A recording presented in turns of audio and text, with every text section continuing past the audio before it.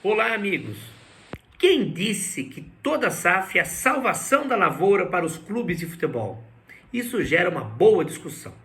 Vender o seu futebol profissional em forma de SAF para um terceiro qualquer aí não é sinônimo de sucesso e de fim das pendengas. Vamos então falar de algumas delas. O Botafogo do Rio, por exemplo, vendeu 90% da sua SAF a Joe Textor, aquele investidor americano que tem participação no Benfica, é dono do Crystal Palace da Inglaterra e agora está no Lyon da França. Ele não tem repassado 20% das receitas para pagar dívidas como a lei manda.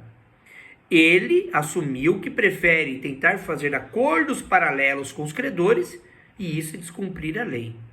Fora isso, a torcida do Botafogo, enfim, caiu a ficha que ele não vai transformar o Botafogo no Real Madrid, que não vai brigar por títulos. Vai ter um time para se manter na primeira divisão. E fim de papo. Segundo exemplo, o Cruzeiro. Ele vendeu a sua SAF por 10 parcelas anuais de 40 milhões de reais. Se bobear, é um valor baixo, é quase o valor de um craque aí vendido para a Europa. Ronaldo Nazário, o novo dono da SAF do Cruzeiro, ele também não pagou os 20% de arrecadação para sanar as dívidas do Clube Cruzeiro, porque ele pediu recuperação judicial, a antiga concordata, e os acordos, devido à burocracia, ainda não saíram.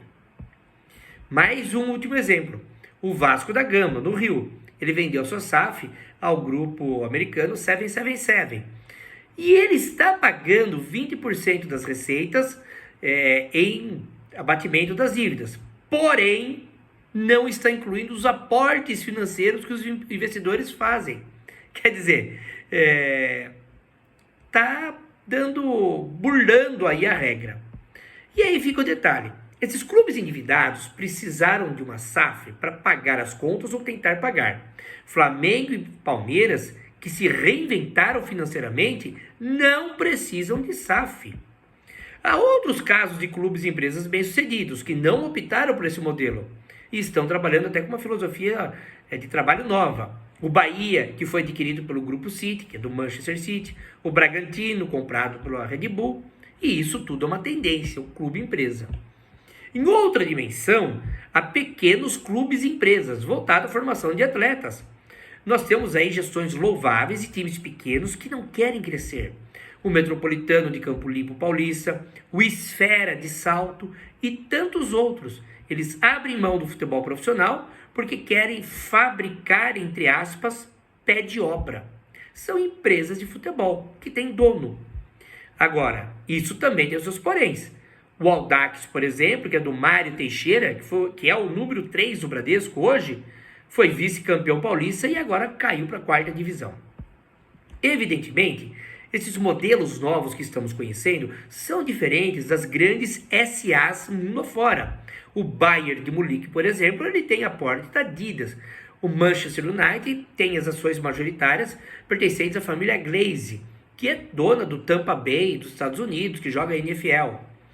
E ainda um outro tipo de modelo, aqueles os clubes-estado, ou seja, onde um país se torna dono do time. Newcastle na Inglaterra, com o Fundo Soberano da Arábia Saudita, e o PSG da França, com o dinheiro do Emir do Catar. Aqui no Brasil, nos anos 90, virada para o ano 2000, nós criamos modelos de parceria. A cogestão do Palmeiras Parmalat, o arrendamento de equipe como o Étio Paulista, a terceirização do departamento profissional, como a Ricks Muse e a ESL, no Corinthians e no Flamengo, respectivamente. Devido à pindaíba que os clubes estão, especialmente os pequenos, aceita-se qualquer suposto investidor, por mais aventureiro que esse cara seja, a fim do time não quebrar de vez. Desde os parceiros que são simplesmente empresários que querem colocar jogadores no elenco, treinadores que vêm com aquele combo, inclusive com os atletas, e o pior, a quem se associa com qualquer um, sem se preocupar com a idoneidade do sócio, e acaba vendendo sua SAF.